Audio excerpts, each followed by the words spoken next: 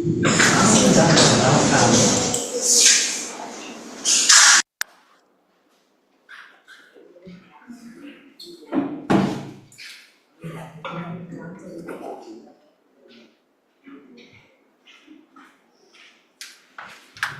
drop me to office tomorrow?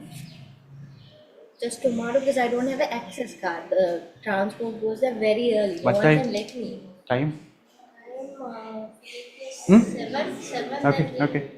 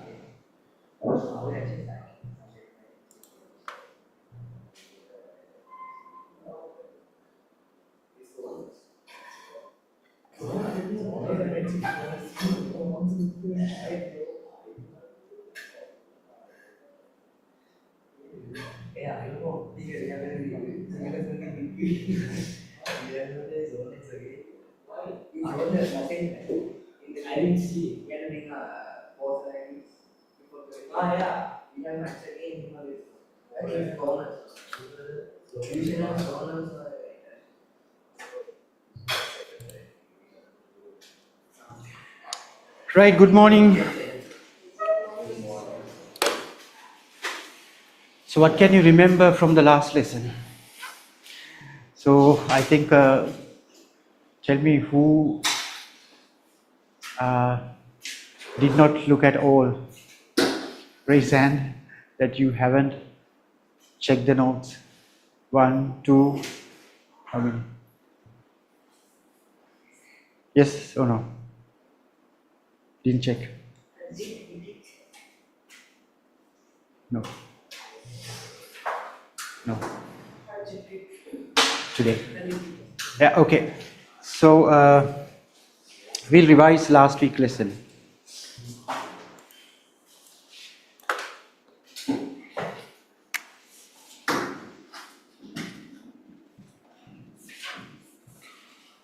We have learned velocity, right? Velocity is an object move by unit time, or displacement of an object per unit time.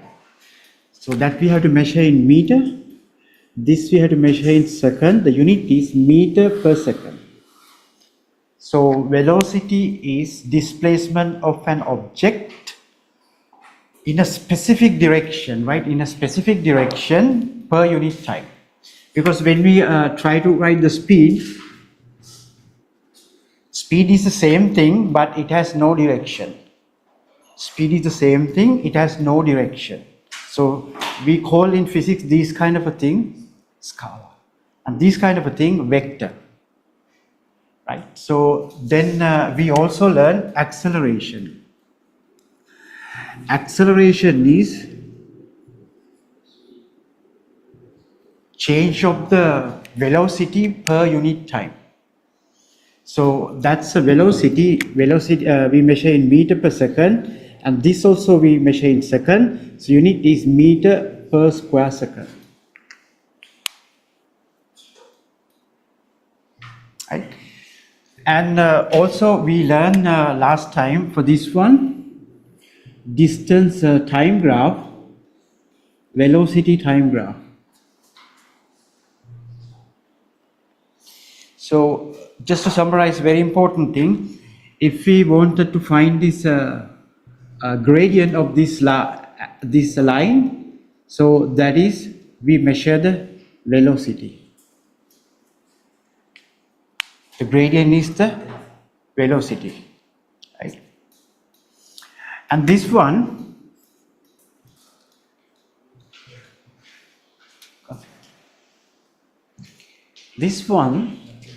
the important thing is the area under the graph. So if we measure area under the graph, what it gives?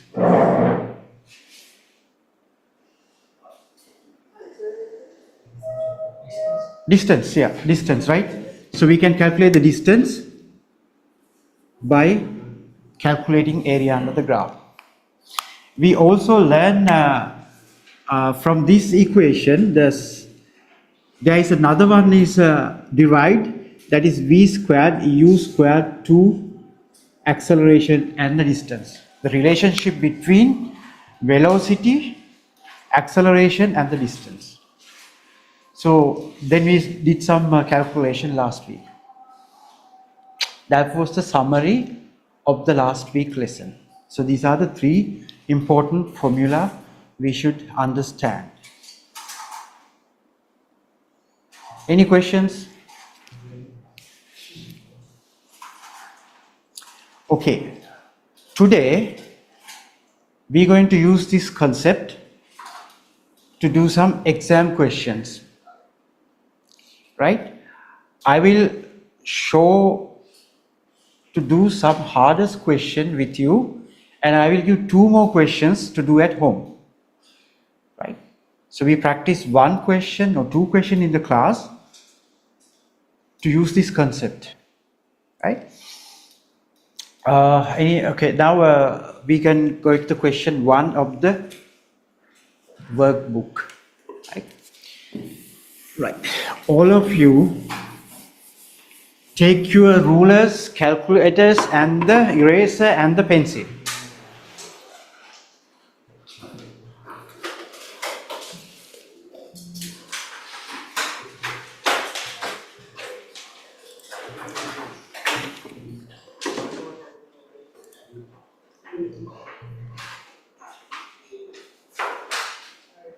Right, now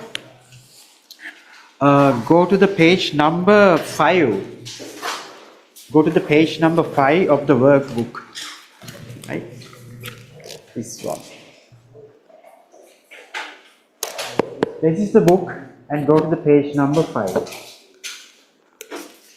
Right, now those who are joining online and they don't have this book, it is difficult to do because we need this graph. We have to work with this graph. So those who have the book, it's okay. Otherwise, if you don't have this book, printed one, it would be very difficult to do the exact calculations. But what you can do, you can sketch all the diagrams and the graph and all the calculation in a notebook. And then when you get the book, you can do it again. Right, let's start. Ready? Okay. A car accelerates with a constant driving force along horizontal road and reaches its maximum speed. This is the velocity time graph for the car's journey. Right? So by drawing a tangent, last week I showed you how to make tangent. To the curve, determine the acceleration of the car at a time of 20 seconds. So now I will show you how to do this, right? So I can only sketch this one on the board because I also don't have the proper graph here. So here, the y line, x and y line, and the time measured in second, and the velocity meter per second at the zero line. So we see a line, a curve like this, and then again getting a kind of a straight. So that's a graph we have, right? So if we see at this point 80, so this is a straight line.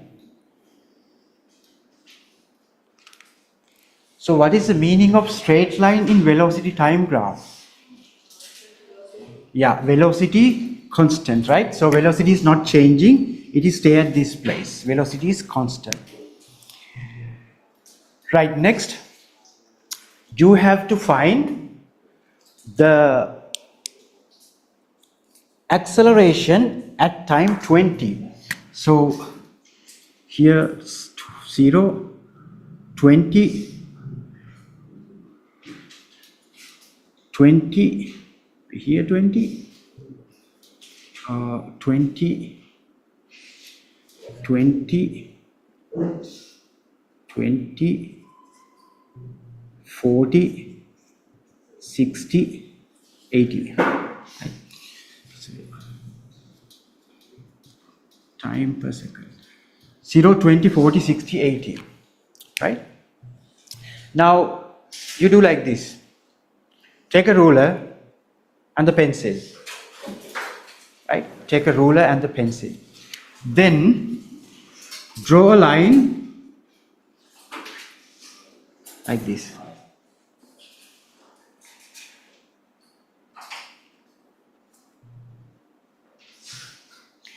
And mark this point with a dot.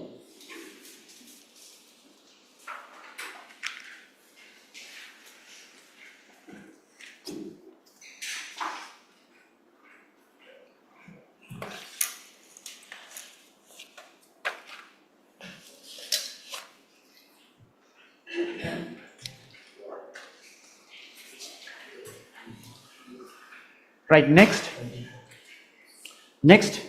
take your ruler and place on this dot.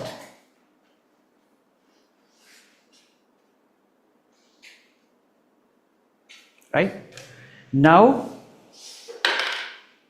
you have to really adjust this. Try your best to make the ruler parallel to this very closest area. So, to the dot very closest area, make it try to make it very parallel. It's okay because you don't get exactly the same answer. There is a little bit difference, but it is accepted, the small changes. Now, draw a line like this.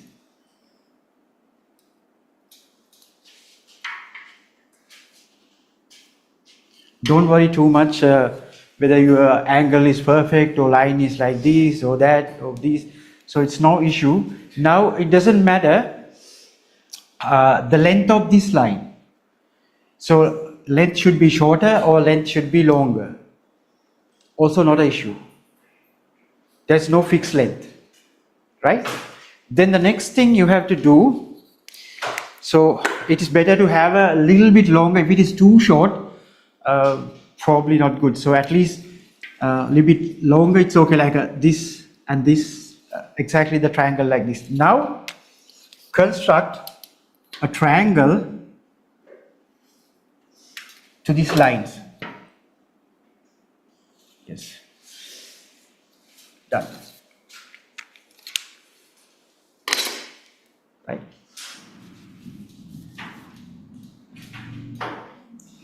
Now this method is called tangent method because taking this exact point and construction a triangle is tangent method. Now the next thing, you have to accurately measure length of this line, x line, from here to here, and length of this line, y. Right? Now keep in mind, original graph, right? So original graph, a small square the smallest square, so this way you count is the value is 2, and the smallest square you going this way is also 2.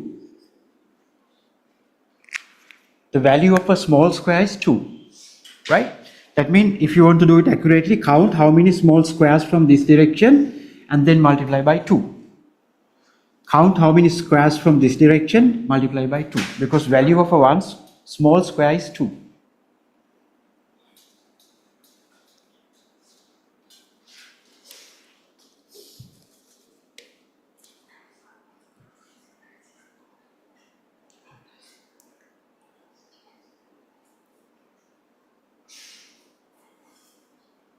For example, in the graph, you might see the small square like this: 1, 2, 3, 4, 5, 6, 7, 8, 9, 10, 11.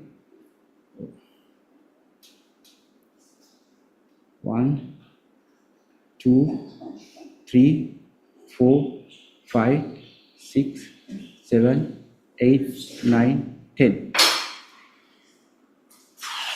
From this direction, 1, 2, 3, 4, 5, 6, 7, 8. Then next step, if you get the exact values, so count the small squares, multiply by 2, count the small square, multiply by 2. So why is that? Because if you see 0 to 20, there is a 10 small squares. So 10 squares. So the value of one square is then 2. Then next thing, find the gradient. Gradient is y distance divided by x distance. Y distance divided by x distance.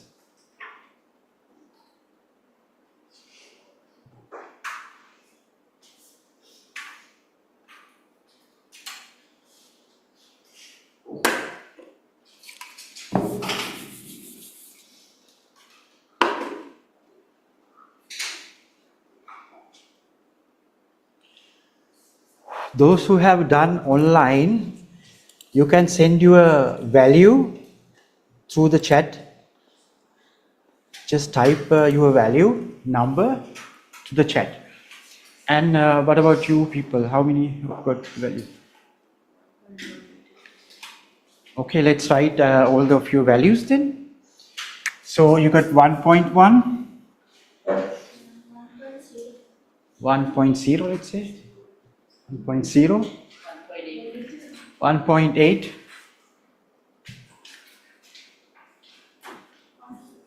1.3, 1.1, 1.1,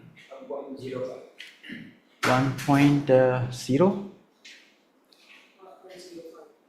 1.0.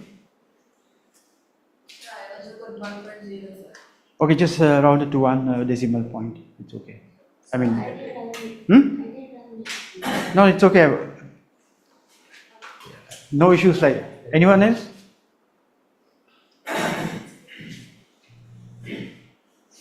Missing one. 1.1. So online student, can you also send at least one of your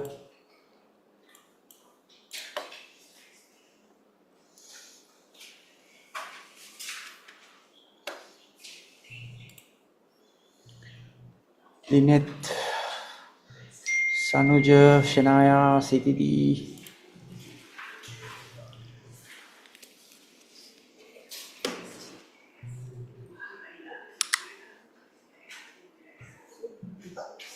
.17.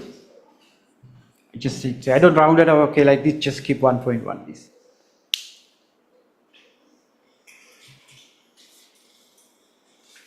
What about the others? Online is not much responding. One only I got. Sir, I got 1.1. 1.1.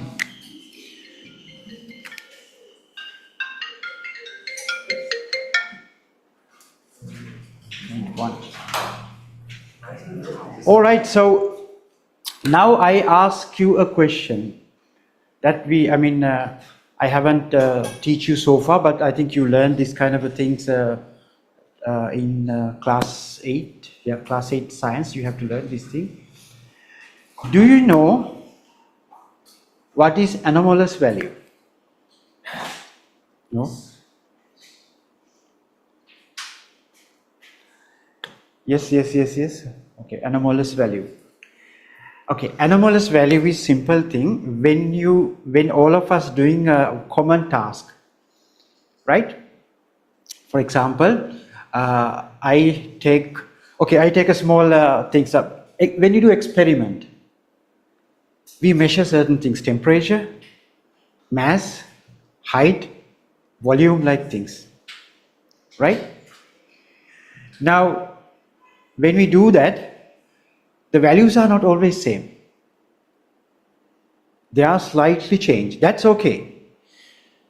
But if someone make a big error and have a kind of a bigger or completely different value, we call it anomalous value, right? So we're going to learn it later, not that important thing, right?